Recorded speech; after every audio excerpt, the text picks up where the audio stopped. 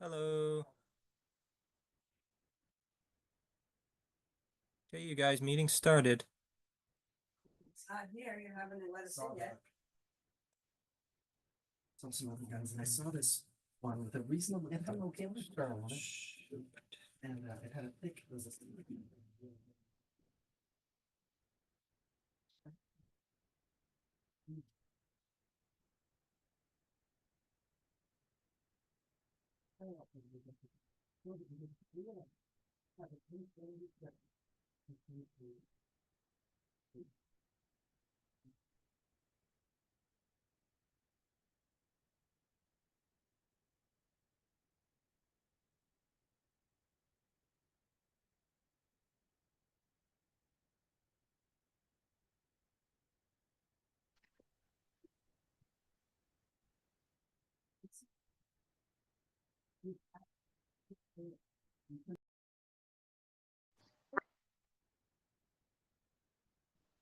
Well, that didn't work. I didn't know that would happen.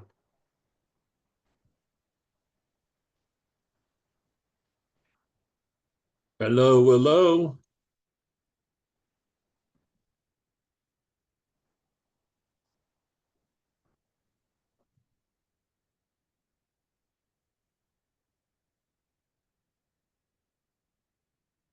Hello, everyone. Howdy, My- howdy. My camera disappeared. I'm not sure where it went. And there I was thinking you were exercising your invisibility powers. Yeah, how's the audio though? Is it coming in clean? What? Is my audio coming in clean? What? Yep, I know. It is.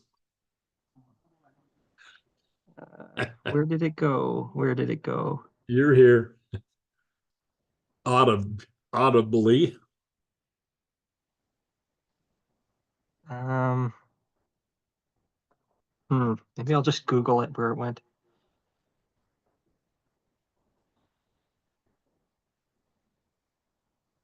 The bottom left How's has that stop video button. You may have inadvertently hit it, perhaps. I don't know.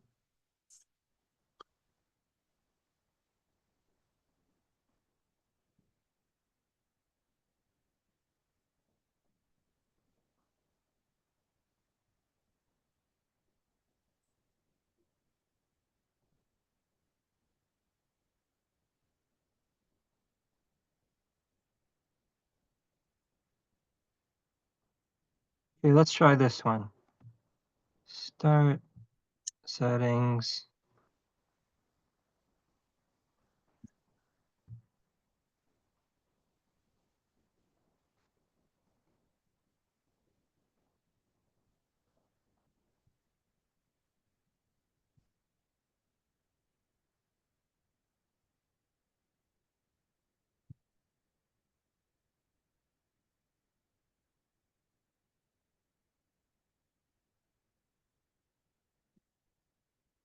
Okay,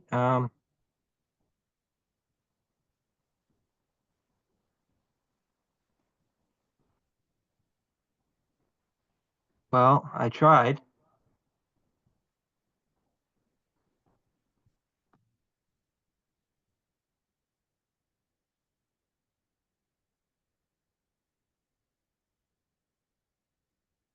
Still not working. Nope, it's There you are. back. There we go. How is that coming in? Is it coming in clearly? Oh, you look very beautiful. The camera working okay. It Taking a is. look at my own face.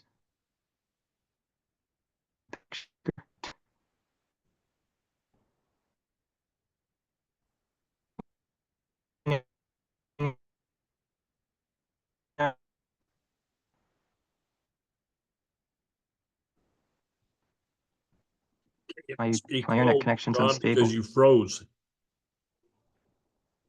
Oh, now you've thawed out.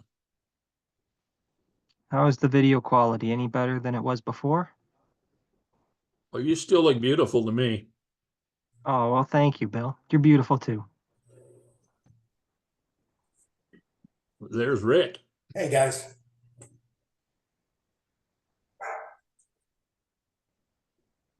I can turn on HD. I'm not sure if that would help. I can turn myself sideways and upside down. HD, I thought stood for heavy and diagonal. So, Oh, well, that makes sense why it doesn't work. yeah.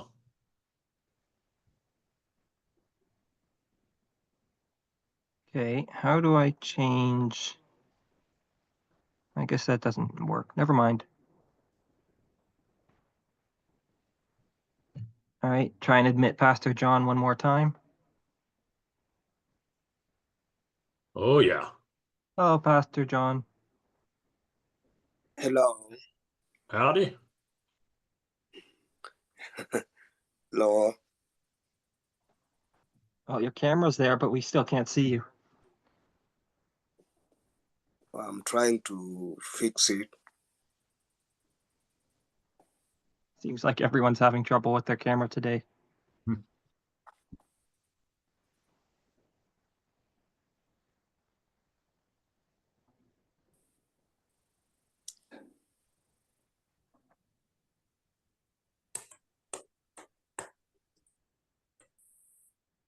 Okay, well, we're at 7 o'clock, and I think we've got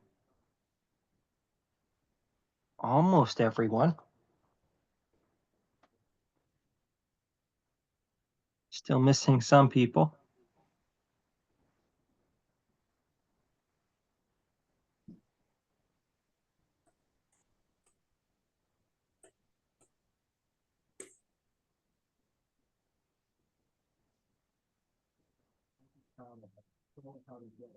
Just ask. Okay. Oh, look, there's somebody.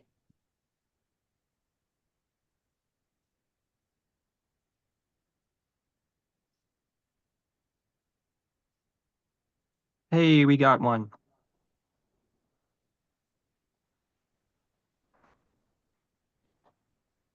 Hello.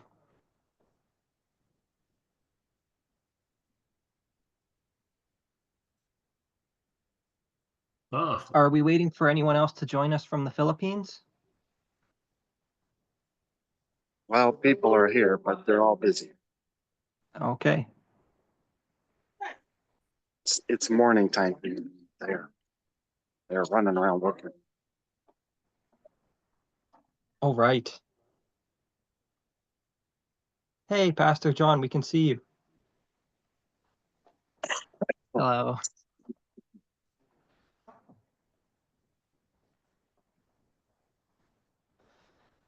Oh yeah, does everyone realize it's February 3rd today? Means yesterday was Groundhog Day.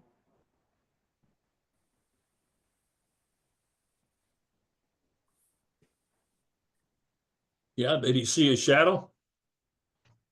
I'm not sure. I know up here, nothing comes out this early. It would have to dig through all the snow and ice in order to get to the surface. I heard rumor that they found him down here, but he had no passport. He was actually from Canada, so they sent him home. It deported him, obviously. True. Yep. So if everyone's here, do you mind if we start with a prayer? Would anyone like to volunteer for the opening prayer?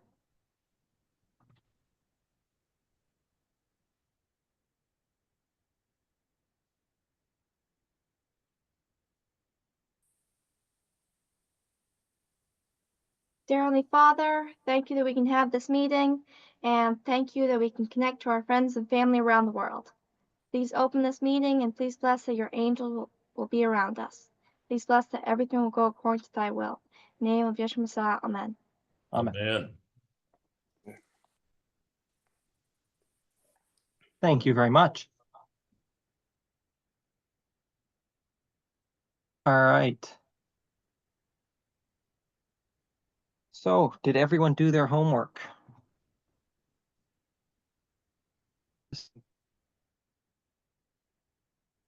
The dog ate mine.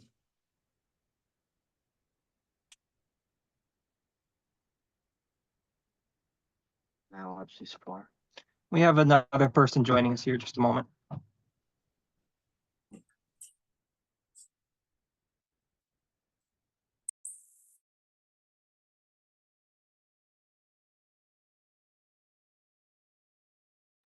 I don't know if both. Hello, see, look, I've got somebody else here. And one more person in the waiting. I like this because I can tilt out a frame if I don't want to be in frame. Yeah, a bit closer. And there's one more person joining us. Hello. We already had the opening prayer.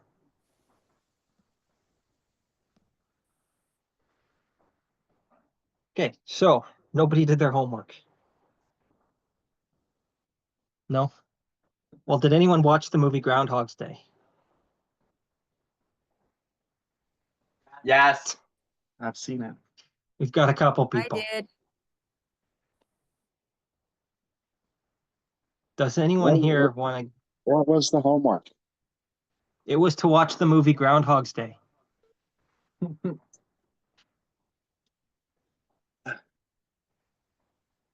I think I'm living it.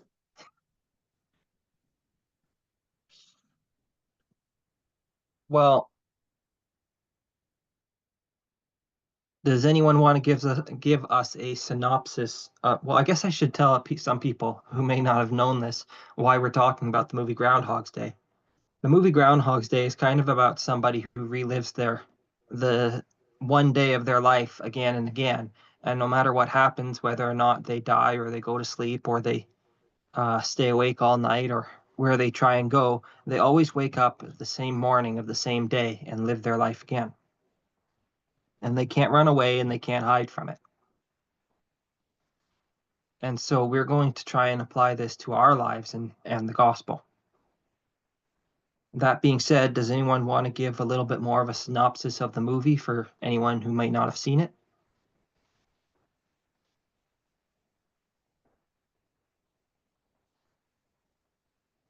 I don't know how to give a synopsis. I guess not. Give it. Well, I'll give a short synopsis. It's been a while since I've seen it, but Bill Murray, can you hear me okay? Yeah. Bill Murray is the bad guy, and he continually wakes up. He's works with the news system, and he goes up and he's going where they're doing the Groundhog awakening report. And of course, he wakes up every day with the same series of events. And of course, he's not too happy about that. As you can imagine, an eternity of basically the same struggles every day. And so he tries everything to get out of it. And the bottom line is he finally concedes that I've got to make the best of it. So every day I'm going to try and improve. Plus, he wanted to get the girl who was very pretty, and so he studies the piano and he makes friends with everybody, and he finds himself in the position to help people when bad things go wrong in their lives, and he's there to save them. And so repeatedly improving every day, he finally is delivered and has a change of circumstance where he finally is delivered. It's really a pretty great movie and has that kind of a true concept to it about how we have to make the best of every day and repent and improve. A lot more details, of course. That's right. He starts off as a very selfish man in the beginning. Very self-centered, doesn't really care about anyone or anything other than himself. And everything he does is based around getting things for himself. He always thinks that he's too good for everyone around him and that they should appreciate his very existence. It isn't until he learns to appreciate everyone else's existence that he gets to that he figures it out. He gets stuck in the same day. He goes to sleep and wakes up, and it's February 2nd. And then at the end of the day, he goes to sleep and wakes up at February 2nd again. And he keeps doing this and no matter what he tries, he can't seem to get out of this the same day he's in. Like you said, Bill. Well, one of the things I like about it is that he's miserable there because he didn't like when he first had to go out to this place to do his news job. He's miserable because he doesn't want to be there. Miserable because that's the type of person he is. He likes, being miserable. Anyway, and so he ends up reliving the days countless times throughout the movie, being miserable, until he realizes, that it's him being miserable. Like it's not until he realizes the only way to move forward is to start being nice, start helping people and stuff like that. That's the only meaning he finds after being miserable for so long. Yeah, I don't believe he even thinks it'll move him forward. He's just finally tired. Well, yeah, and a lot of people, just an absurdly large amount of people, think that if their situation changed, they would be happier. Like if the situation surrounding them changed, they would be happier. And, that type of a sentiment, it's never going to help that person, whether there's truth to it or not. If they change their situation, they might be happier, but it's them changing that would change that, not their situation. How they respond to outside stimuli.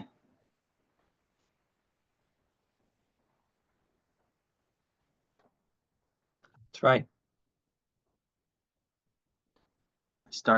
Sorry. No, I was going to ask, where were we in the movie? He Uh, arrives in town. He's miserable. He lives through the first day, and then he wakes up again on the next day, and he's still miserable. And then he does it again, and he's still miserable. And then he goes through the next stage where he's, what's his next stage? well, first he tries to deny it. Yeah, first stage is denial. He tries to deny that it's happening and does a couple weird things. Finding out just how far he can take it, like how far he can go and still wake up the same day. And he goes pretty far. Yep, and then I believe he tries bargaining next even. Right. He, like, how does he do that? Which, He thinks the groundhog is the thing responsible. Well, that's right. I was I trying to forgot think. There that. was definitely a scene in that movie where he I thought he was bargaining with God, or he said he's talking to God, but I think you're right. I think he talks to the groundhog and blames it. just wait till we find out that the groundhog was also reliving the same day and it had to deal with a stupid human. Poor groundhog. uh, You're right. And then what happens after bargaining? uh, I believe he just begins to indulge in about every vice he can get his hands on. yeah, well, he Yeah, tries he that. tries to use it. Because he's bored at this point. He's bored at being upset at everything, so he tries to he actually starts figuring out that it's his situation. I mean, that it's how he responds to the situation. He's going about it all the wrong way, and for all the wrong reasons, and for all the vices and everything. But he does at that point seem to start realizing that the influence he has over his own situation, even though he's doing it for all the wrong reasons. Yeah. And then he gets it in his mind that he wants the girl. But no matter how selfish he is, he can't seem to get her. She doesn't seem to want anything to do with him, even though he's so obviously selfish. And his ideas of becoming more selfish and trying to force it on her so that she'll accept it don't work. As a matter of fact, he starts every day, he gets her mad at him earlier and earlier. Which is just hilarious. And then I think something else happens that kind of is a big turning point in his life when he meets an old man on the street and he tries to be nice to somebody for once. But It doesn't work. no, but after Well, he doesn't get what he wants, at least. that's true. Yeah, yeah. He tries to give the guy the life he wants. He tries to make the guy have everything that that the main character Bill Murray would like to have. And at the end, when the guy, yeah, sorry, that at the end when the old man he meets dies at the end of the night, he doesn't accept it and he gets mad at everyone and he figures that he should be able to force his life on other people still. Even though it appeared at first like he was trying to be nice to the old man, he wasn't. He was actually still only doing it for himself. He was still just being incredibly selfish. He didn't really care about the old man. He just wanted to force his life on somebody else. And it's after the old man dies and he realizes that he can't actually do anything to stop it that he begins to start changing. It's also after the girl turns him down several times as well, which I think is probably one of the main driving factors for a person like him. You know, this kind of guy who's gotten through life just by bullying other people, and then put in a situation where the girl that he likes actually doesn't like him bullying other people, and so he starts to change because the people supporting him no longer support him, or they won't support him being bad. No. Which I think kind of draws it out of the focus on him, and as a side tangent, puts the focus on people who support jerks. If you support the bad people are going to keep being bad. That's right. And if you support the popular people are going to keep being bad. And once you stop supporting them, they'll change because there's no one else to do it, to be mean to. But no one's supporting them anyway, making them feel good about it anyway. But that's I think is important, but a side tangent from the point of the movie. That's right. But back to him trying to save the old guy and failing. I think that scene was just that was just the show. It was a scene so that they could show that that he could understand that he wasn't the center of the universe. Because at first he thought, since he was reliving the same day every day, that made him God. That, well, he did. He thought that he had all knowledge and all power. And then it kind of comes to him that he really doesn't have any control and he doesn't have any power over anybody else. But that leads to his next step where after that, I believe he starts working on improving himself. Every day it's illustrated in the movie by his piano lessons. That's how it illustrates his progression and how he improves on himself and not other people. At first, he goes to the piano teacher and he asks for a lesson, and he's very insistent that he needs it today and he can't wait another day. And at first, she agrees and she starts teaching him piano. He's very bad, but he's also still very rude. And he's still, even while he's at the piano table, he's still chewing gum and just kind of being a crude person like he always has been. And after that, the scene begins to change as he realizes, well, throughout the movie, he's been learning about all the people around him because he couldn't leave. Every day, he learns a little bit more about each person, but he never really cared. After this, though, when he starts improving himself, he starts learning about the people around him and actually caring about them. And he actually cares about what they want, and he starts learning about how to help them. There's one scene where a little boy who's climbing a tree falls out, and he runs and catches him. And he does this every single day. And as soon as he catches the boy, he puts him down, and the boy runs away. And, he yells back, "You've never thanked me, not once." And he does this again day after day without thank you for no reason at all other than the fact that he doesn't want the boy to get hurt that day, even though tomorrow the boy will climb the tree again and will fall out again. And someday he may not be there to catch the boy, but it doesn't matter. He's still there every single day to try and save him. for no other reason than to keep the boy from getting hurt. And this is just one point that illustrates that he begins to care about other people, that even though it will have no effect on him, he'll still do it.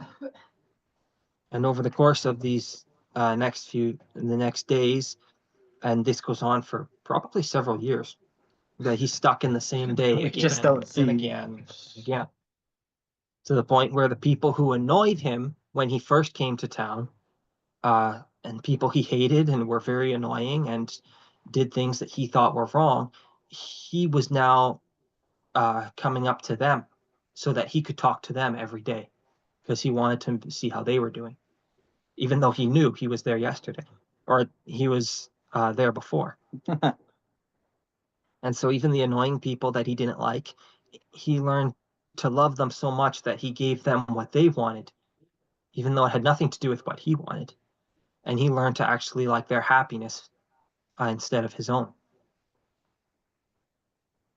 And over the course of however many years it took him reliving the exact same day, he eventually, well, the movie illustrates his progression by his skill with piano, because every day he goes to the piano teacher and insists on learning.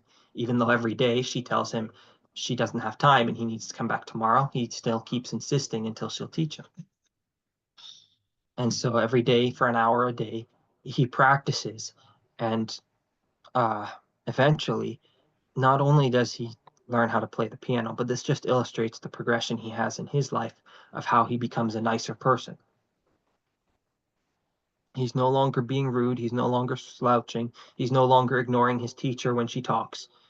Now he's listening to everything she says, and if she doesn't have any criticism, he asks her for criticism so that he can get better. And by the movie, when the movie's nearing its end now, everyone in town seems to like him, and from an outside perspective, it kind of looks like he's the center of town, like everyone's life kind of revolves around him. But that's not true at all. He's the one who's been helping everyone else in town. He knows everyone else in town. He knows what they're doing. He knows what they want. He can tell people, things that not even they could tell him, because he knows them so well. They are the center of his life. We have a little comment here. Please go ahead. Did you want to say it or do you want me to say it? I can say it. Okay. But I don't know how to start. I think the guy. Okay, go ahead. When Bill Murray was first, like when you said he was bargaining and things like that, and Yeah. when he was blaming the groundhog and all that sort of thing, he also was not taking responsibility for himself or anything. And as you say, as he progressed, Yep. he started to take more and more responsibility for himself in that situation and stop placing the blame on others. And the more he did that, also the more he cared.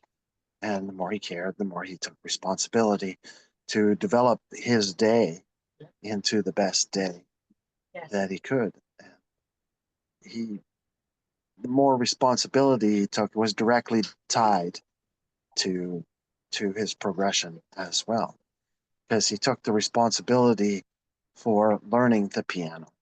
And like you say, the piano was an analogy for his progression. He And- didn't. He didn't just suddenly change. He has to learn that. Yeah, He has to accept. Has to take responsibility. absolutely. Yeah, so it was just another factor that we use, because he had to start making choices. He had to use agency. Yeah. And he had to be responsible for those choices. So he had to have accountability. And once he started holding himself accountable, he started using his agency wisely. Yeah. And so the progression of a man through this life is obviously the same, as we start to be more and more accountable and start to care and start to love and start to realize selflessness is the only way to go, and start pursuing all those things where we can help others. Because there are many times when somebody falls out of a tree, so many times in their life, day after day after day. And but do we ever pay attention, and are we there to catch them when they fall, even though they don't thank us? Or you just pass. Or do we just sort of say, oh, they're going to fall again? They always do. They never fix it. This analogy of a show seems to be what happens in our lives, and we just don't always see the deeper analogy. So, anyways, just the fact that accountability, that he started to take responsibility, was also directly tied to his progression.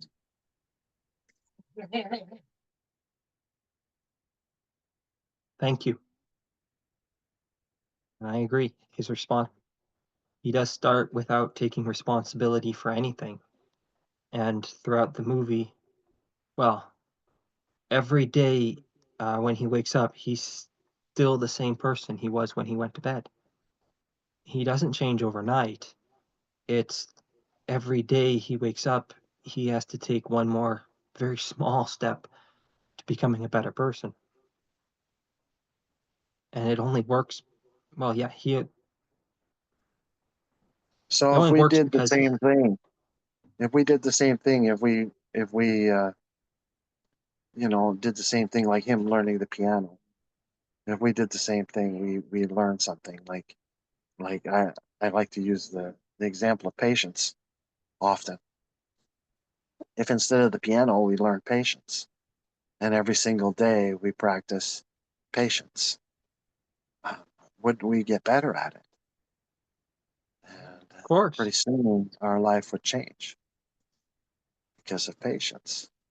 Now that's just one of the virtues, but there are many. I wonder if we actually practice them every day, put as much effort into it as the gentleman playing the piano.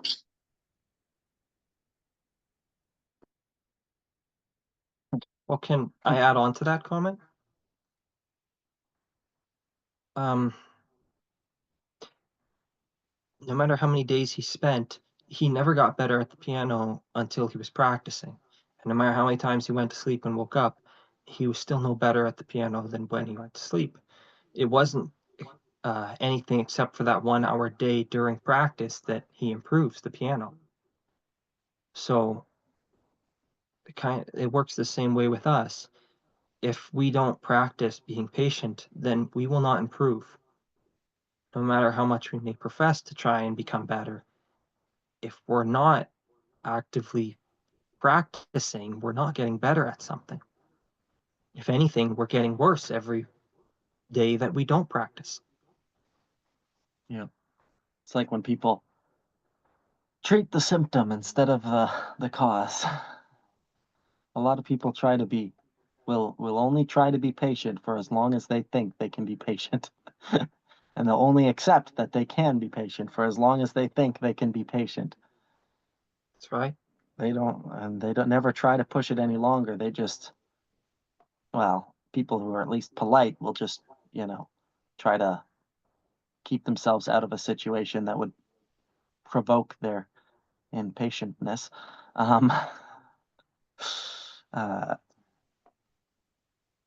But, it's not until you just jam yourself into that situation where you need to be patient. I mean, start small still, but at the beginning, but Well, what if we go to a simpler analogy? How about studying? Let's say you have your workbook and you study it every day. Let's say for an hour a day. Okay, so say you've done your studying, you've closed your book for the day. You go about your day and you take care of your family and you do your chores and you make sure that everything's okay and you go to sleep. You wake up the next day and then you go about your chores, take care of your family, see to your work. How much more do you know that's in that book from the last time you closed it? none. None, Not anymore, anyway. because you haven't studied it. You have to you only know more from the book when you're reading it. And when you're not in the act of reading it, you're not learning from the book. Well, that's the same thing with the piano analogy. You only get better while you're practicing the piano. And it's the same thing with the virtues. You're only getting better at them while you're practicing them. So you can't be so afraid of bad things happening in your life. You can't be afraid that every little bad thing is what's stopping you from progressing, when in reality, those are the chances you have to progress. This is the chance you have to do better than you did yesterday. This is the chance to work on improving yourself, is when something is going wrong. It's the only chance you have. If everything's going right, then what are you going to improve yourself with? You're going to be more patient when nothing went wrong. It's just silly. It's like, You're going to be more loving when you had, no one to love.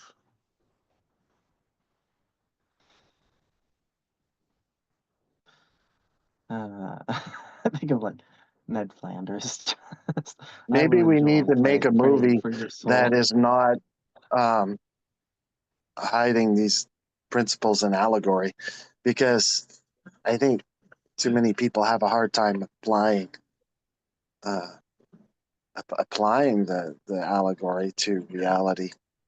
So maybe we should make a movie where somebody does practice patience instead of practicing piano, where somebody does not have to repeat the same February 2nd all the time, but goes through their daily life and actually show the application. Because I think too many people can't understand or can't figure out how to apply it in their life, even though it's a very good analogy. Yeah, it seems odd. Yep. You guys just need to make a movie. We'll do We it have to just like compete. we'll do it just like Bob and Doug, Mackenzie, and make our own movie of aliens invading the Earth, and away we go. Yep. I love that. It's like they started with a camcorder in their garage. Anybody else can. Were there aliens in Bob and Doug's movie? Doesn't There matter. must be at one point. I You didn't remember a know bunch of that? hockey players. There's a flying dog. I don't remember that either. Oh no, that's the best part. I think we've gotten off topic. Even Uh, giant beer that. Yeah, okay, I don't remember much of that apparently. yeah, it bugs me. Everybody. Well, back to the thing Daddy was saying about the actual a movie that actually shows the practicing in application to putting yourself in a tough situation so that you actually learn how to get better. There's not a lot of them that really specifically point that out as you'd expect. Like even in regards to other careers or other uh, practices, like I'm thinking of like sports movies or fighting movies and stuff like that. You see it a little bit, I think, in the fighting movies where they'll go get in a fight just to see if they can just to see if they're good enough to win the fight. I don't know why it switched to your camera, Amy, but it looked funny. Anyway, Okay. and again, in sports movies, it's not very often like they'll show like training and practice where they'll go to try to practice, but it won't. They're so rare where they'll go and purposefully put themselves in a tough situation just to see if they can, or just try to work through it. And and and when it is, it's such a minor part of the show. It's a minor part of the story. Again, a similar thing with like cop movies. The training protocols that are gone through for military movies and cop movies and stuff like that. Okay. and they just barely, you know, scratch the surface of purposefully putting somebody in a tough situation, not just to see if they pass a test, but to actually teach them. Because like with like Firefighter too. well, yeah, firefighters, but even in the firefighter movies, it's quite rare for Well, them that's to because be they're a so bunch of open about it. white. Like to just be honest about what they're doing. Like it's incredibly structured for firefighters because firefighters have to do that. It's like it's their lives are so dependent on them knowing how to do that On them knowing their training, yeah. yeah, and being able to and learning more and more and being able to survive. You know, they don't. You're not running up and down the stairs 10,000 times in a day to see if you can do it 10,000 times in a day. You're running up and down the stairs to train yourself how to do it. In your full fireproof gear, Yeah, weighs a lot, and your oxygen 50 tank, and pounds your of extra oxygen tanks. for extra people oxygen say, tanks. That's about and 130 pounds or the extra whatever. weight over your shoulders so that when there is a fire and an emergency, you have the strength and the cardio to run into a building that's on fire, run up the stairs, grab people who are in danger, who are unconscious, or who are even fighting back against you because they're panicking, stick the respirator on their mouth or cover them in the blanket and run them back out, and then do it again. A lot of people can do it once. Not a lot of people can keep doing it. Yeah, it's like the testosterone, the what do you call it? The survival juice kicks in for the first Adrenaline. part. Yeah, the adrenaline, sorry, kicks in for the first part. And pretty soon the adrenaline dies off. It's only really designed to keep you alive. Once you start using it keep going back in to try to make other people survive, your body's like, we're all out of adrenaline. That's right. But yeah, that's We what their got you out training the is first- for. Their training is not so that they can see if they can do it.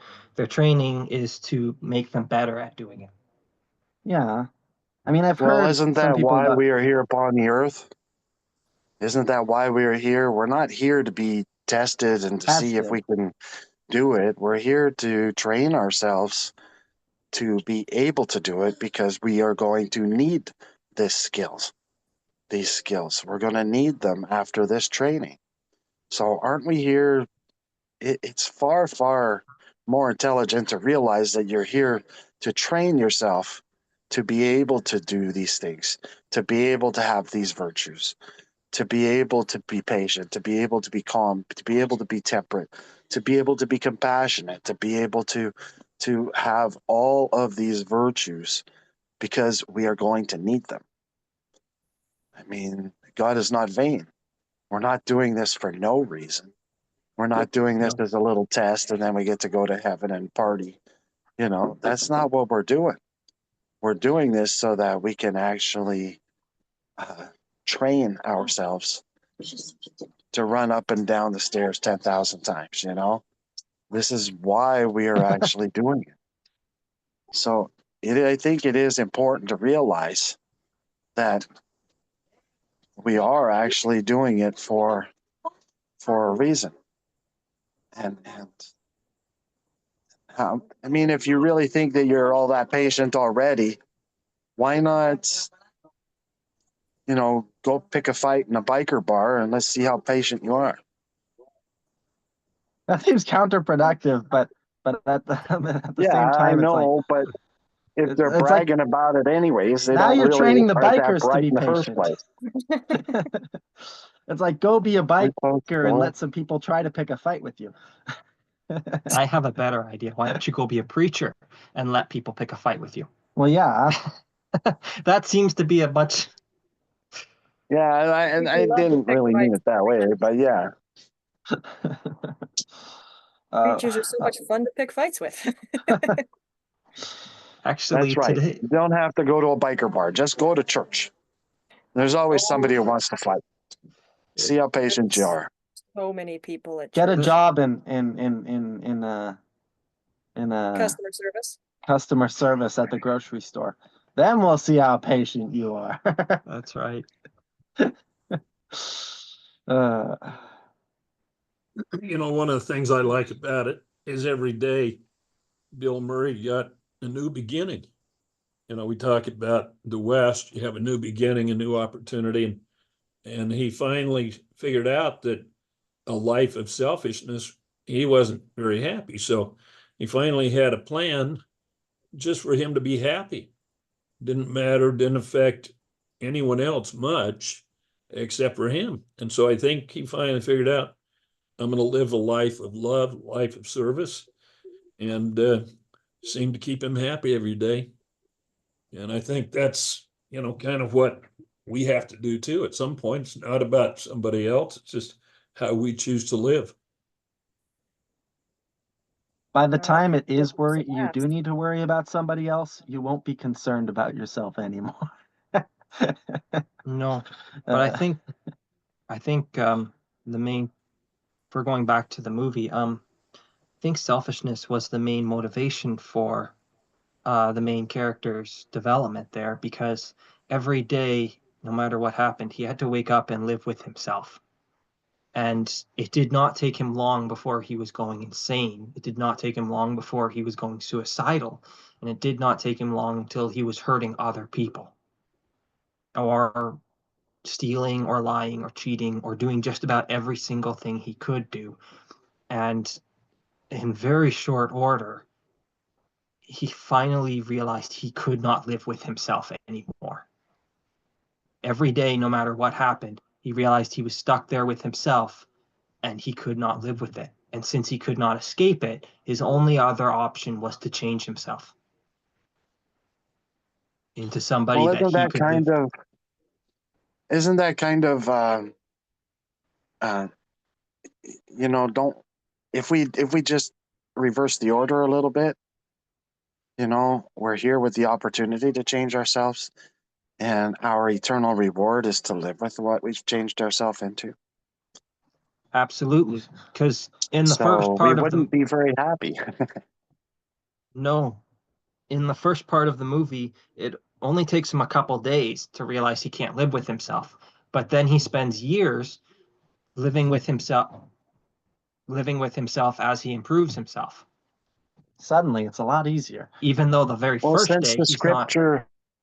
the scripture says that when the nighttime comes, no work can be done. It means we're not going to be able to improve ourselves after this life. And when this day ends, while it is called today, which is during the time this earth exists. So that's why it's called today. So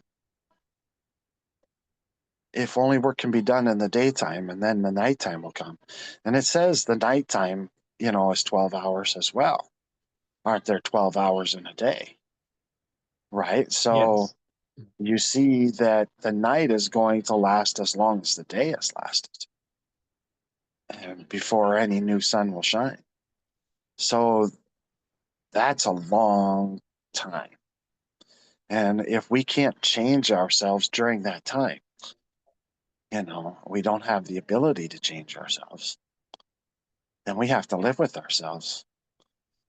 And that's going to be an eternal regret, or in other words, a godhood regret. That's going to be quite a deep regret. And It's going to be a deep that's going to regret be or a deep quite, reward.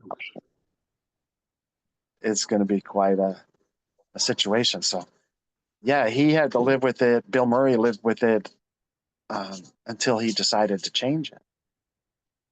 Yeah. And here we are the other way around, where we need to change ourselves, because the reward you're going to get is your inheritance, is you. So you'll have to live with yourself for eternity. Hmm. It's going to be a That's long right. 12 hours. And even if you live with yourself for that long, are you going to finally be ready to change if you get another shot? My advice is end on a high note. Well, let's look at it this way. You had to live with yourself already. Are you changing this time? That's right. My guess is nope, you're not going to change. It's just going to be a repeating scenario over and over again, because you're not changing now. This isn't our first go round, right? This is the of every tree thou mayest eat, except for the tree of good and evil. When thou partake of that one, now you're in trouble. You better know what you're doing. So I have a question for you then. Are we actually going to change next time? No, Since I'm this not is- waiting. Change today, you're not going to change tomorrow. This is next time right now. Yeah, I'm not waiting. This is So- tomorrow. Anybody who thinks they're going to change next time, they're just deceiving themselves.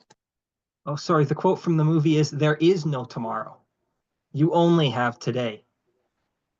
That's right.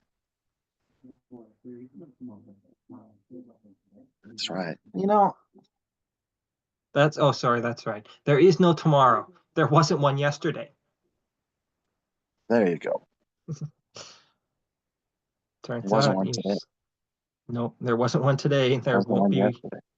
Well, One like yesterday. what the Mormon something like that. says, the day of this life is the day for men to perform their labor. I think they're serious.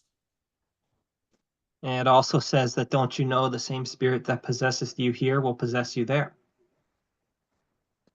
You mean I was like this before? Oh my Yeah, it means you goodness. came here like this. Jill, just Boy, like I will- Bill Murray was only the same person he was every time he woke up as the time he was the previous day. Yeah. I like, It's like you Norm know, Peterson said, I must have really made a fool out of myself last time around. Yeah, but he still made a fool of himself every day this time around. That's why he said it. Yeah.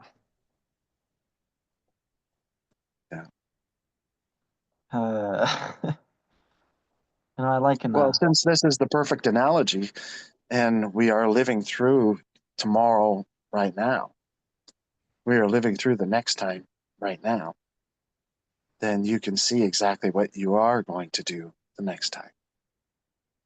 So it's already here, and we've already inherited.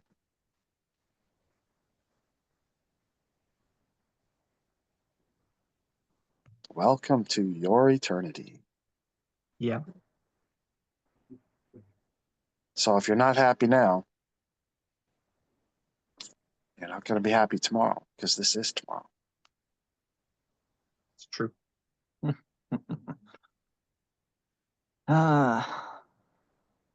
Does anyone else have any comments or things or questions that they would like to ask? I do, but I'll wait for them.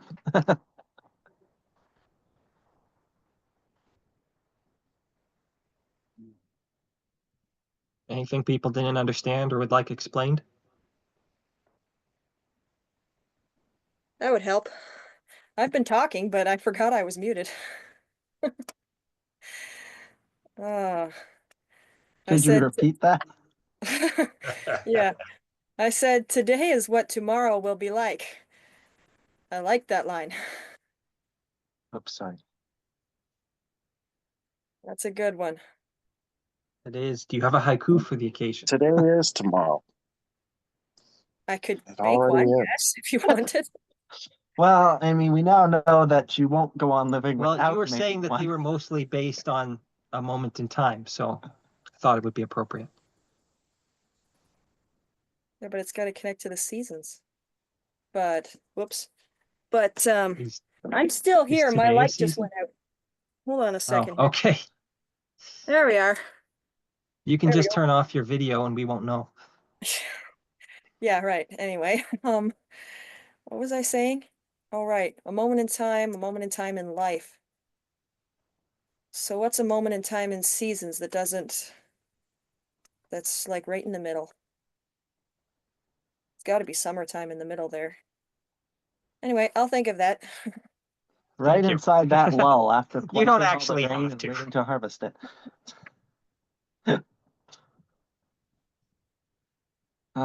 Okay, are there any other comments? I won't make you make up poetry if you answer. She's already gonna do it. We don't have to worry anymore. It's only a matter of time now. I had a comment. Okay. Well, something that actually kind of stood out to me from that movie, even movie wise, was that throughout the movie, he doesn't have a a mentor person who comes in the movie and helps him out of it. In that movie, it's entirely dependent on him, and there's nobody else who comes in uh, and helps him except himself. I mean, there's a couple of situations that happen, and you never see all of his interactions and stuff, but the movie doesn't focus at all on anybody who comes in who offers him any sort of like direction or anything. It's just entirely natural how he gets to his conclusion, just from the way he's behaving. The movie Nobody. doesn't rely on it doesn't take away any responsibility from him by adding an extra character or adding an extra person to show him how it's done. Because it's, number one, it's all dependent on him, and number two, that's the natural way it's going to work anyway. It's going to be his decision. I He saw, doesn't have anyone to show him. What about the groundhog? I thought about the groundhog before saying that, yes, but and honestly, that's about the closest you're going to get. But Well, they how had about to we add put it this comedy way? into the movie somehow. He knew how to be evil naturally. Nobody came in and showed him and taught him how to be evil. He knew how to be selfish naturally. He didn't have to follow anyone's guidelines to do that, other than everyone else who was evil. So why does he need to guide somebody to tell him how to be good, other than everyone being good? He already knew. It's just, Well, and even if he didn't know by the time he started, yeah, he actually asks that girl he likes near the beginning what her ideal guy is. And she oh yeah, lists off the the fanciful things as well as a person of good character and honor and stuff, and that's probably what he bases his idea of goodness on throughout the rest of the movie, because he holds her opinion in such high regard. So there's that. yeah, That gives him a there is starting that. I off mean, point, I guess. yeah, He also mentions God and says, maybe God's just a person, right? He's just been around long enough to know everything. Yeah. That's one of my favorite parts, just because. So the concept is there. The Yeah, so concept he that did God have within you is an there. idea, that God existed. Now he just needed a correct understanding of his characteristics, attributes, and perfections.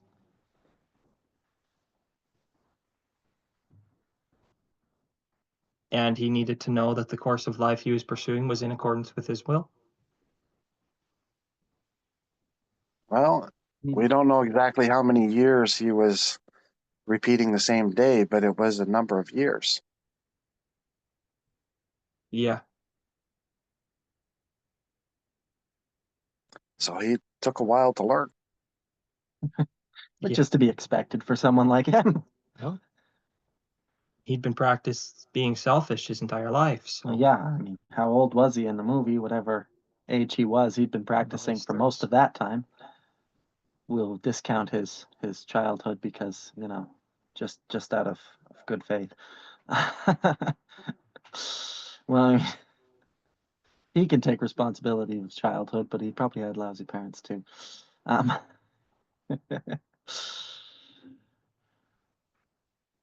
it's just that many years he spent practicing how to be a brat.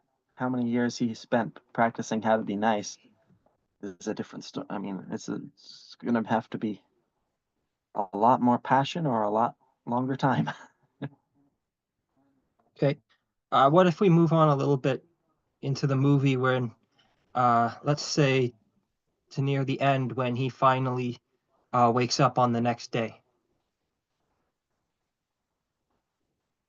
I find that part of the movie the scariest, just because how devoted is he really to keeping everything he learned and not sliding back into his old self now that he has the chance to move on or whatnot. How devoted is he? Is he gonna actually, remember it this time? Or remember like Yeah, it is very scary because now everything is unknown and he's going to meet new situations. and is he going to be able to handle holding on to his newfound lifestyle? That's He's right. going to have a lot more peer pressure and a lot more difficulty. Don't Was he forget, doing he it for the only, right reasons? yeah, but even his new girlfriend there is, he says, well, let's move here and we'll rent to start. It shows that uncertainty, and it shows that everything has changed. Does that mean he's accepted the uncertainty and he's going to be good anyway? Or does it reveal his uncertainty about himself?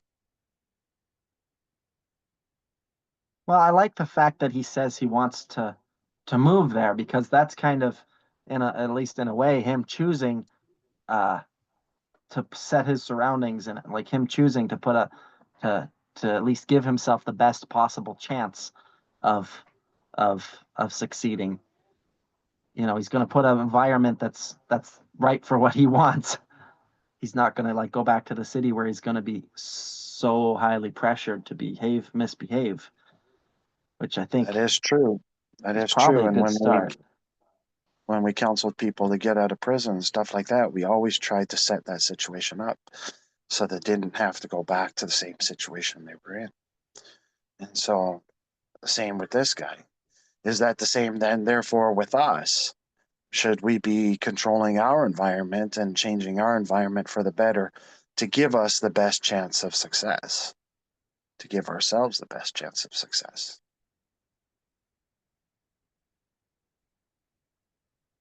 It's just a That's question.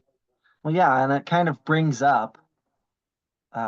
it brings up an idea that would be, well, if you're setting your environment to the very best, uh, to give you the greatest chance of success, some people or some people might misconstrue that as what I was mentioned earlier about uh, whether or not you're willing to put yourself in a situation where you will be tested. And I think it comes down to uh, Tests will come, whether we want them yes. to or not. They're going to come. And again, I do not see it as tests. I like the firefighter analogy. You're training. You're training so that you can do something. You're not being tested. You're training. Yeah. And if you think that the test has come and you're being tested again, but you're not, you were training for this moment to save somebody, to help somebody, to express patience and temperance and kindness and charity and love, and you were training for this moment. And yet, if you look at it as if it's a test, you're not doing your job. Nope. No. You're not helping the person. You're focusing on yourself. Just considering it a test at all is a self-centered view. I mean, it's an inward view. It's not a test. It's not about you. It's about them. You should have trained. Why does a firefighter train? When a fire To happens, he save says, others. oh, great, now I can be tested. You really want that guy running in saving your family? No, Like, that's I want the guy who knows he's going to succeed. when somebody says this is your test, it means it's a test of your character or a test of your mettle. You already are capable of saving them. They wouldn't have let you be there if you wouldn't. They have supervisors for that. They would have kicked you out if you weren't dedicated in your training. You can So save we them. The question already is, have the ability now. We already yeah, have the ability now to be gods. We already have the ability now to be good. Are right, you going or are you not? yes. The question is, after you do it and after you've gone into the fire and saved people and risked your life, are you going to continue afterwards? Good question. That's Question. that's what's being shown, is not like your dedication to the training and your ability is already there. That's the whole point of the training. Now it's, do you actually do it because you care about them? It's not a test, it's a choice. Good question. I had a comment, Yes, please. but it reminds me of the scripture from in 3rd Nephi, chapter 6. Take therefore no thought for the morrow, for the morrow shall take thought for the things of itself. Sufficient is the day unto the evil thereof. Yes. I'm just thinking that's what this is like. The only thing really though that exists is right now, today. Also reminded of Uguay. He makes a comment about that too. He says, what does he say? Something like tomorrow or yesterday is history. Tomorrow is a mystery. But today is a gift. That's why they call it present. But I think it's all kind of along the same lines. Today is what exists. Today is the only thing that we need to worry about. Sorry, my Yeah. phone. Anyway, that was my thought. I was thinking.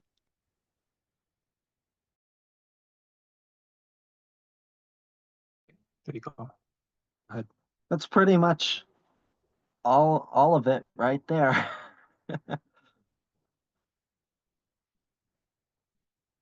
Master Uguay knew what he was talking about. So, Took him whatever over 500 years to figure it out. like 500 years living in the same day.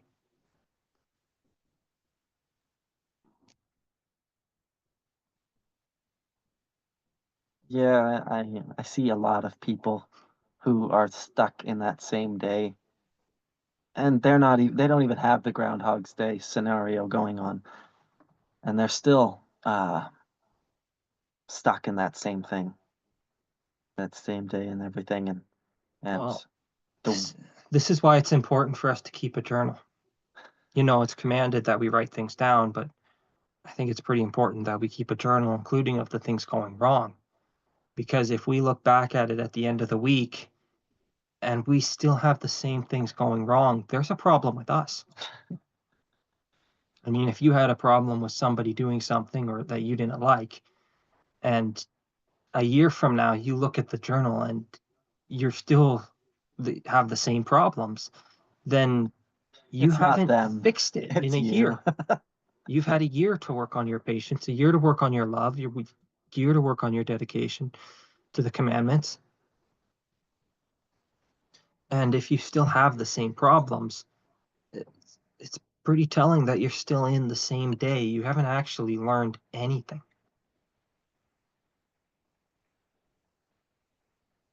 So I just think keeping a journal is a good idea.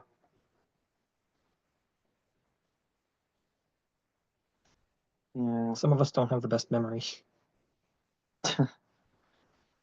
I like that about Groundhog Day as opposed to Groundhog's Day, as opposed to a lot of other movies where they do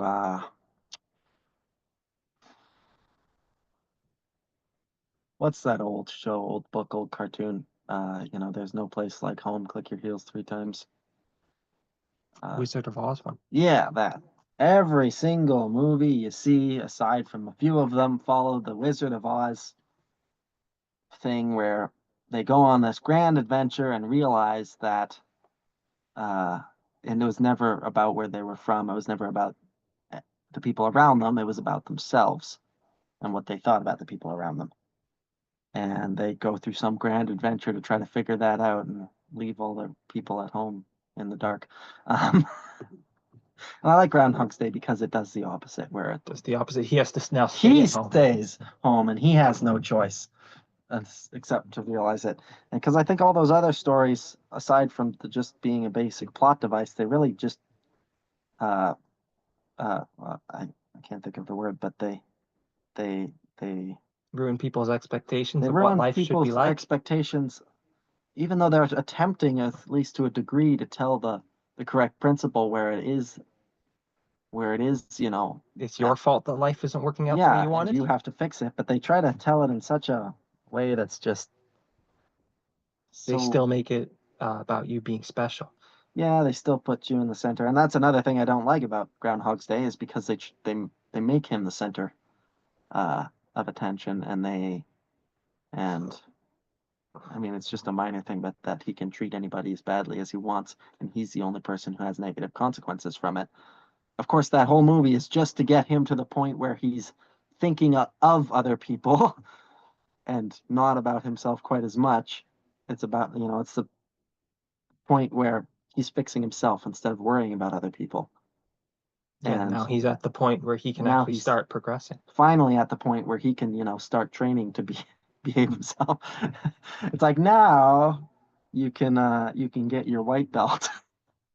You finally reached a level where you're ready to start. But the idea that he can do anything to anybody else, you shouldn't fall to that. Watching the movie, you shouldn't at all fall to that the idea that it's only you. You still have to be, of course, completely aware that everything you do to other people is very, very, very, very much affecting them, not just yourself. So even though the movie is a great story to teach a principle, and for very selfish people, it is a great instruction on how not to be so selfish. Don't get lost in the idea that you're not hurting other people. Well, that's one of the main problems with the born again theology of whatever they have done to others is just forgiven and washed away. It's up to the others to forgive, or they can't get in heaven and stuff like that. They don't seem to realize that the born again theology is very selfish and has nothing to do with the Savior. With God, yeah, Yeah, it's or righteousness. yeah. Well, you take the born again person and you stick them in a chair and you start chopping off their fingers and you see how long it takes them to forgive you. It's Yeah, like, and tell them if they don't, they're not getting into heaven because God forgives you, and then chop off another finger and say nobody's perfect. yes, just to It poke doesn't some make a whole lot holes of in sense. that. And don't worry, I'm going to have a higher priesthood than you, so I'm going to rule over you. And if you're not good, I'll chop off another finger because God already paid for my sin. Right.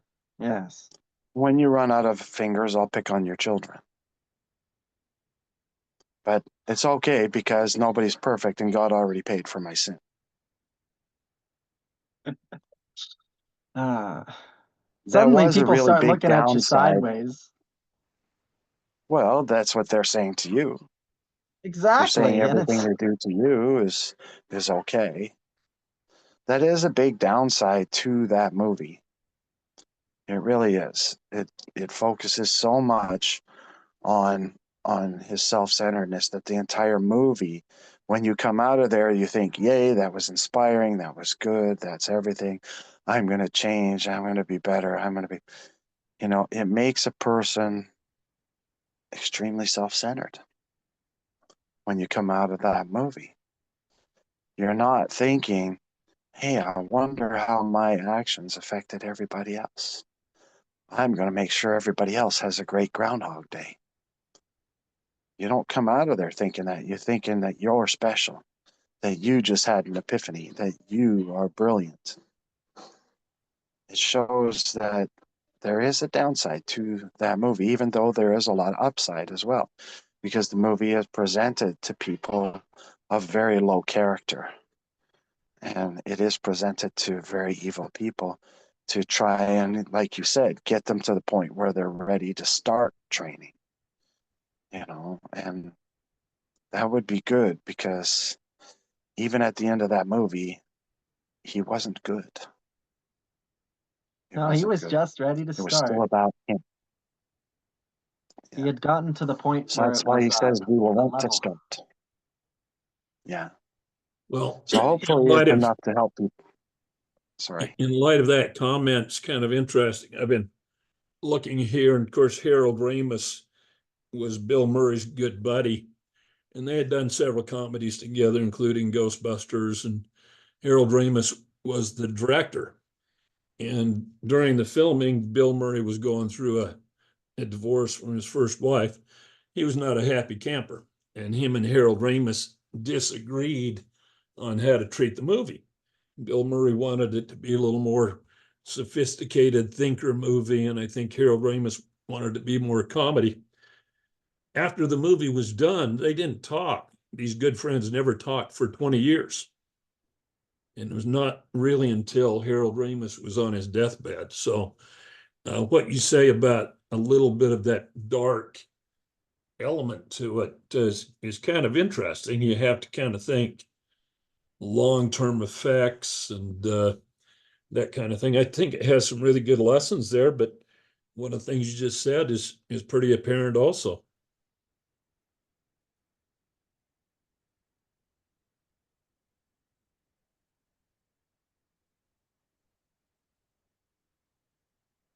Yeah, it didn't seem to help him. It does seem to encourage people to be very selfish and not based on caring about others. If we look at the movie and the character in it, the first thing he does is he starts by learning how to stop hurting others. And then how to actually start helping people, one step at a time. And then he starts just physically doing it and, keeping the commandments and helping here and there. And then he starts to actually care about other people, care about their well-being and actually loving them. And then by the end, he's just setting up his environment so that he can stay there and continue being good. So what's the next step for him? Now he's got to stop worrying about himself so much. Well, it isn't the next step actually being able to do it. It's like going to church. You can sit in church all day, you can hear inspiring talks. As soon as the preacher says amen and you're out the door in the parking lot, all of a sudden all the Christian values just went right out the door. Now people are honking at each other, doing sign language to each other, trying to get their cars out of the parking lot, and all the Christian values are gone. So what actually happened?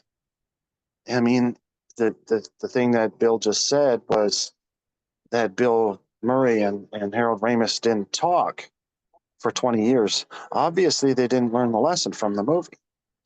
Once, it's easy to keep the lesson from the movie if nothing goes wrong.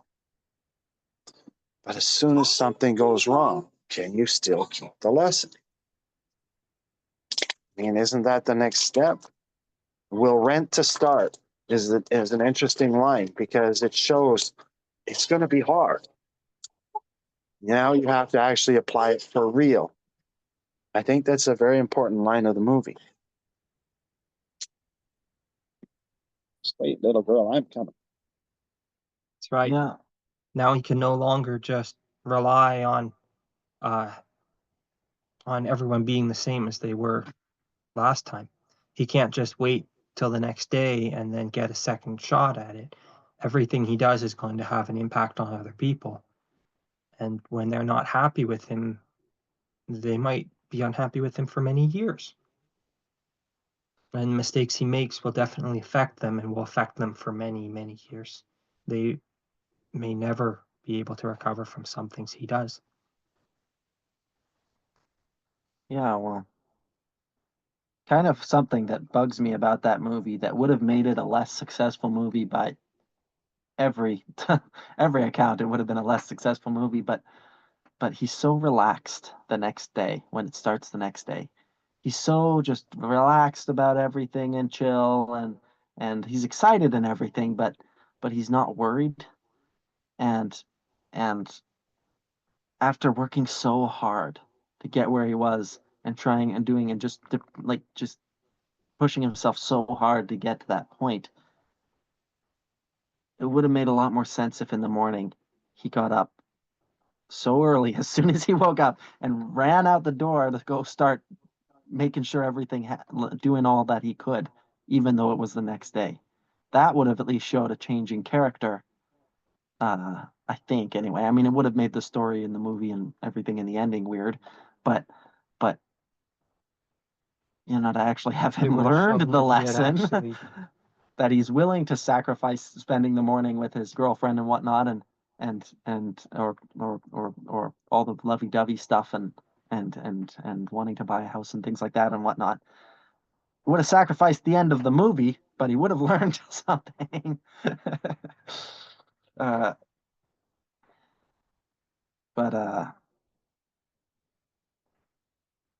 It's just, I just think that would have been a neat thing, even if they just included it in the after credits scene or mid credits scene where he just is trying so hard the next day to make sure it does it, that everything goes as best, that he can make the best impact he possibly can. Where he stopped to change a tire and his wife was getting mad at him because she's now going to be late. And they have somebody else coming. There's a reason for it, I swear. And there's definitely a good reason for why he should be selfish again. Yeah, he'll never, like you said, he won't have the opportunity to progress unless he's given a opportunity to relapse. It's not progression unless you keep going through it. That's right. You have to be the one who changes. Yeah.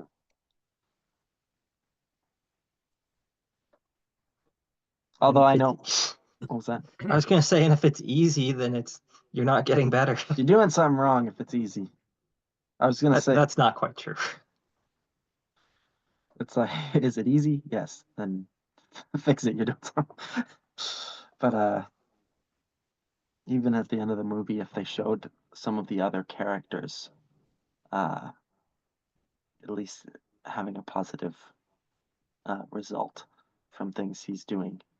I know they try to ruin the ending, but if they did that ending where he goes and tries to keep going and, you know, doesn't slow down in the next morning and he just keeps going, I'm sure they'd try to add in things like the kid saying thank you or whatnot that would gratify him instead of if he came across that same kid the next day or the next day after that and the kid still didn't say thank you, that would be perfect.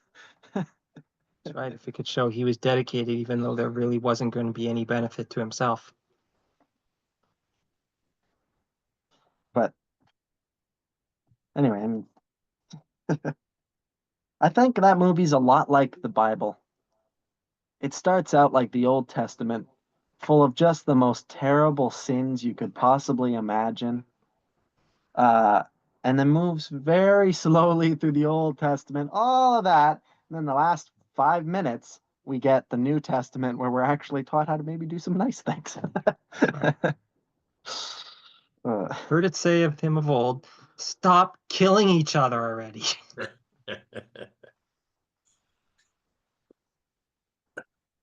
Hey, and I put it to you, maybe you should love somebody. Love your brother. Love the people who hate you. And then you'd be ready to start being good. There's a lot of little points to note about that movie. I don't know how much time we have, but we're over it by a few minutes. Because there's lots of things. Yeah, we could definitely talk little about run it for a long time. Through is I wanted to mention is that we've already kind of covered it, but the people he's around, they don't change no matter what he does, and he learns to accept them. Like his annoying friend from college, who tries to sell him life insurance, and finally, he gives in, realizing, you know, well, obviously in the movie, the only reason he doesn't like that guy is because of the guy's character and that he's an insurance salesman. And he realizes there's no reason not to like this guy just because he's an insurance salesman, and eventually he buys insurance and whatnot, and he does what that guy business wants. with the guy. He makes him happy and everything, treats him well, responds appropriately to the guy. But that guy never doesn't change. That guy's still annoying. That guy, but it's the same thing with once the main character Bill Murray there changed. He was no longer annoyed with him. Well, yeah, he was no longer annoyed with The him. man's character, the other man, his friend's character hadn't changed. He's the one who changed and stopped being annoyed with somebody else who, in reality, wasn't doing anything bad. They were actually just being a normal person. Well, that's that thing that everybody expects. You know, they expect to go to heaven and everybody's going to be nice to them and perfect and little angels. They don't realize that everybody's still going to be their own character. They're still going to be weird. That's right. You There's can't still going to hate be them just Weird 'cause they're George up in heaven. doofuses. I mean, I like the fact that in the movie, Bill Murray, his sense of humor didn't change at the end. He was still kind of a goofball at the end of the movie after he woke up the next morning. He was still silly, still a goofball. Uh, he was nice now, but he didn't stop being what annoyed some other people about him. That's right. A lot of other people found him even more annoying than he found the insurance salesman. and he didn't stop his like his little uh quirks. He was still he still made acted silly. He still acted very uh Yeah. It's not those little quirks that make somebody good or bad. yeah. It's whether or not they actually keep the commandments. So I think that part of the movie is nice, and I don't think anybody really notices it when they watch it. Um, that they need to be nice to people, even though they get on your nerves. That's And right. consider that if somebody's getting on your nerves, it's most certainly your fault, not theirs. They're just acting the way they act. Even if they're trying their best to get on your nerves, that's still just them being. You don't need to worry about them doing that. You need to worry about you. That's right. They'll have their own troubles in life. You don't have to try to play devil's advocate and bug them. That's right. And somebody's annoying you, it's you. And if you're annoying somebody else, it's you.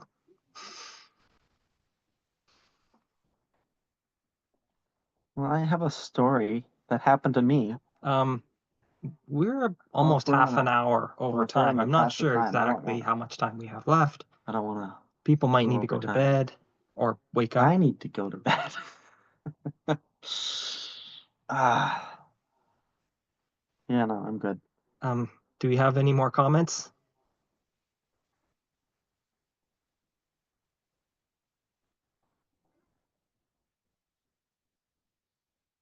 No? Open Are you the waiting Are we for my frozen? poem? Are you waiting for my poem?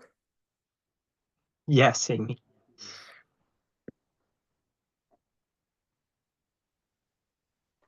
Okay.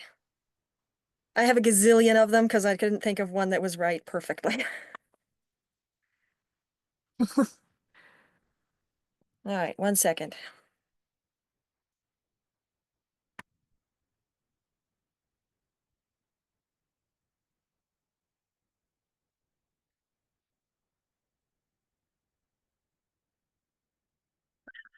Okay.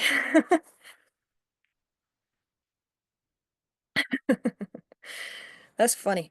All righty. Okay. Okay, so I have one that's, normal haiku like. It says, "The squirrel runs. His stash grows larger when he adds a nut." I think that pretty much explains what we were talking about. That explains the show well. Ted, you're muted if you said something. Okay. Okay. I said that's good haiku. Okay. Yep. And there's one that's pretty close. Just pretend that these other ones were translated from Japanese. They don't have the right number of English syllables, but they sound just fine, right? Okay. "The sprouted grass accepts the rain. Today it grows." Well, that seems appropriate. Yes. Yep. Unless you know anything about growing plants and when it rains, because it spends all of the time growing and expanding and storing as much rain as it possibly can, and then it will use that as the sun comes out. So it's not exactly a perfect poem, but it's close. Yes. All right, what? A couple more. The lambs suckle in the hay pasture every day. That's the one.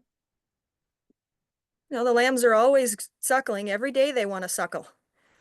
I mean, people do like to eat every day. But every time they grow, and if you treated growing like a child eats, then you'd always be growing. I mean, if it was as necessary a need for yourself, which it is, then it would be good. Yeah. Then Well, you'd grow yeah, the like only the thing, little lambs grow. How many times do you hear people say, you know, they can't be patient all the time, or they can't be patient every day, or they can't be, or they need time to recharge, or different things like that. And it's like, how many times do you eat every day? Do you eat Yeah, every week? the How lambs go back to their necessary is mother it for a you? couple times a day. If they can do it, so can you. the only thing that children do is they eat and then they go expend all that energy everywhere and then they come back and eat more. So we Yep. could apply that to the gospel. If the only thing you did was learn how to be better and then you ran around practicing everything you just learned and then you ran back to God for more. Yep. Every day. That's what you're supposed to be doing. We've been teaching that forever. Okay. I have a couple more if you guys are interested. I am. I want to see where these go. Yep, go ahead. Okay. The leaves point upward, roots drawing, a summer's day. That one's a more traditional haiku. Yes. It's just showing other things doing all the time, always doing. Okay, and then I have the long one that I wrote because, you know, you gotta get it out when it's fresh. It's not a haiku. I just wrote it because I had to get it out before I lost it. Anyway. Okay. Today is what tomorrow will be like. Summer is the center of the soul. The middle ground where yesterday is today and tomorrow is yesterday shows our change so exquisitely. That's it.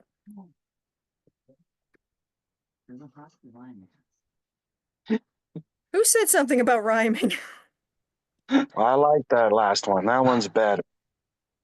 That one applies Yes. really well. You Right. should definitely write it down, please. I'm actually just putting a check where the ones that I wrote because, you know, I didn't read all of what I wrote. Some of it's not everything a person writes is sensical. Some of it is nonsensical. Well, don't you know? That's Anyway, called poetic license, I believe. no, that's called make as many things as you can so that some of them turn out to be good. Up your that's odds. yes. Okay, I think Yeah, that was all I was gonna read there. Well, I like that last one. That one fits with the lesson really well. I think so too. Okay. Oh, now I can't remember which squirrel one I did. They both basically Squirrel read the hides in that, same. I believe. No, did it start with the squirrel's stash or the squirrel runs? I think it was the squirrel stash, I think. I think it was actually the other one because that one is the Oh. syllabic correct syllabic structure, I think, for English haiku. Okay. And that was the one I was going to do it, but I could have read the other one, so I'm not sure.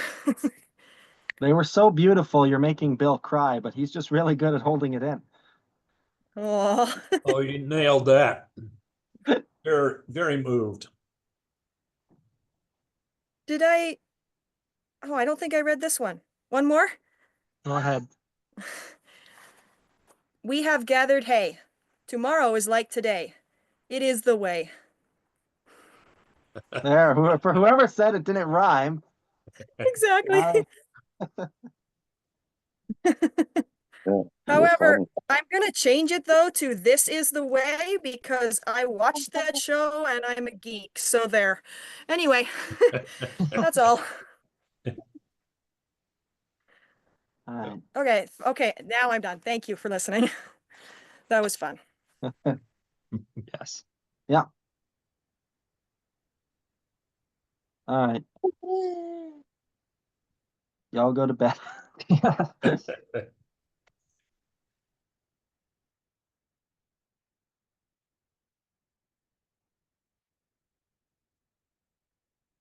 What is it? That was a very nice moment. You have shown it. Is that one syllable short? Or just own it. Still going. You got it. Okay. I think we're done. That's right. We should probably close before we all start making up poetry together. That would just be That's terrible. a Japanese pastime. That's where haiku came from, if anyone was interested in the trivia. Anyway, the haiku actually comes from the beginning of that poem. You do a 5-7-5 own, and then the next person does a 7-syllable, or 7 own, which is different in Japanese than English, by the way. And then the next person makes up the next part, and the next person makes up the next part. And I don't know about you guys, but that sounds fun to me.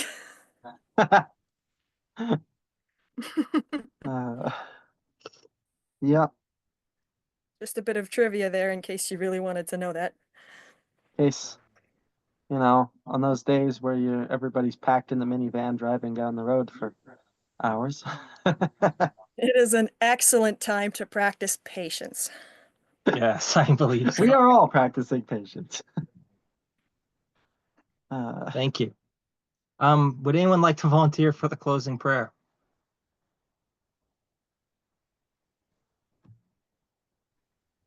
I can volunteer. Yes, please. Our Father in heaven, we thank you so much for blessing us that we could meet together this day and enjoy discussing the gospel. We are very grateful for the thoughts that have been shared and the lessons that have been shared. We do ask thy blessing that they will sink deep into our hearts, that we will create ourselves into what we would like to be. And we are so very grateful for this opportunity in the name of Yeshua the Messiah. Amen. Amen. Amen. Hey, that was a lot of fun. Yep. Thank you, guys. You're welcome. Thank you very much for coming, everyone. Thank you. Have a nice day. Yeah. Goodbye. Bye.